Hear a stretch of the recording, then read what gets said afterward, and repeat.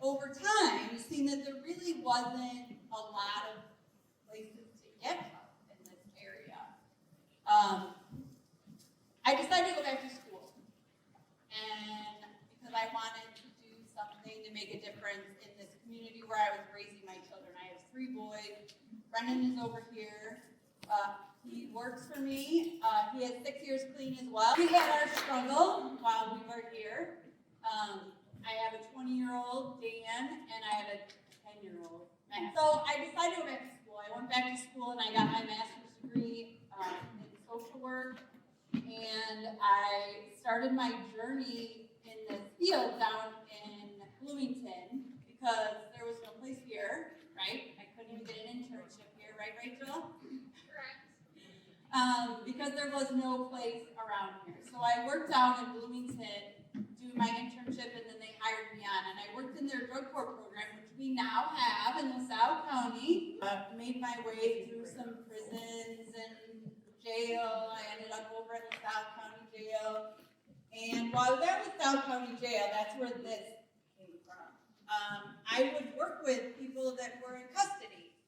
And they knew once they left that if they didn't get help, they would just end up back in LaSalle County Jail again. Because most of them were not first timers.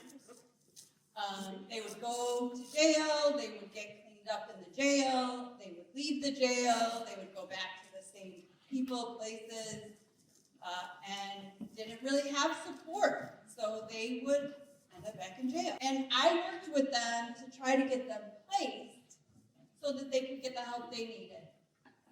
All of those places were anywhere from 65 to 100 plus miles from this area. There's nothing, right? There's nothing here. Like if you guys are from here, you know there is nothing really here. And if they wanted outpatient treatment and they had state insurance, they had one choice: North Central. And not that there's anything wrong with North Central, but if I went to North Central multiple times, I'm going to blame the North Central, whether it's North Central or not. I'm going to say North Central doesn't work for me, so I'm not going to go back there. And there was no other option. So while I was working at the jail, I learned this really cool therapy, accelerated resolution therapy, and I was like, well, I'm just going to open this little part-time office, a day and a half a week, see people, do accelerated resolution therapy with them, and if they have state insurance, I'll take state insurance. I take state insurance, I take commercial insurance, I take cash, everybody takes cash. So that day and a half a week, it was Fridays and half a day Saturday, and I worked 40 hours at the jail. Turned into, I now have Rachel, I have Haley, Brendan works, Janet, who's not here today, works for me full time. So that day and a half turned into all of that. So I decided I needed to create a facility instead of just talking about, hey, we really should have something in the Illinois Valley. People need something in the Illinois Valley. So I started looking at property. I had started building an addition to my house that's probably never going to get done. I went to the bank and refinanced my house so that I could finish this addition, and I took all that money and I invested it into the business, and I bought a building that most people around here know as Dr. Farley or Dr. Cote's old office. So that's where the building is. I applied for a grant, no idea if I was going to get it. Well, we actually applied for 2 grants. For sure I wasn't going to get 2, but not really confident I would get even 1.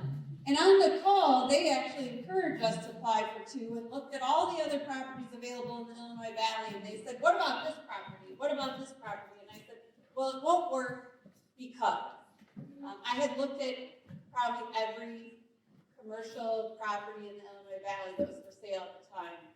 I had already put a bid in on this building long before I even knew this grant existed, because somehow it was just going to work out. So the hospital accepted my offer eventually after a long time of waiting, and right around the same time, the grant people called and said, well, right before we closed, actually, they called and said, we're not going to give you one grant, we're going to give you both grants because we want you to have beds for both men and women. So, in about 2 weeks, we're going to break ground. The grant money is about less than half of what we need to build this facility. So, I've been working with the bank. You people are all here. I've been doing some little bits of fundraising, but not a whole lot. GAF, who is building a plant in Peru, is donating the roof. James Hardy is donating the siding. That helps, but still we have about half the money that we need. Other than what I'm borrowing from the bank, which is actually completely terrifying. I'm not going to lie. It's a lot of money. And I believe in what we're doing. It's needed. I was at a funeral yesterday for a friend of mine. Their daughter overdosed and died. That happens all too often. The number of completed suicides in this community is skyrocketing. Overdose deaths are not going away, and people don't have a place to go. You know, they just don't. Where do I go? I go to Chicago, I go to Champaign, I go to Peoria, Joliet, Rockford, but then they come back here, right? They come back here because this is where they live, this is where their family is. They come back here, and then they go, oh, now what? Now I'm back here. I spent 28 days, 20 days, whatever it is in treatment, I'm not fixed. Because we didn't get to be where we were overnight. It didn't take us 20 days to become addicted and destroy our lives. It took a lot longer than that. So we expect them to go away to treatment, come back fixed. 28 days, you're fixed. Took you your whole life to get here. So our facility, what it will do is we'll have a behavioral health clinic where we'll offer outpatient counseling, outpatient, intensive outpatient, and then we'll have 12 male beds and 12 female beds. Those beds will be for people coming back from treatment, right? They can live there anywhere from 3 to 6 months, or longer if they still are struggling a little bit to find a place. Hopefully, my goal is once we got people at 3 to 6 months living there, I've been able to acquire some other property so that they can transition to sober living, which is a house with other people that are trying to stay sober.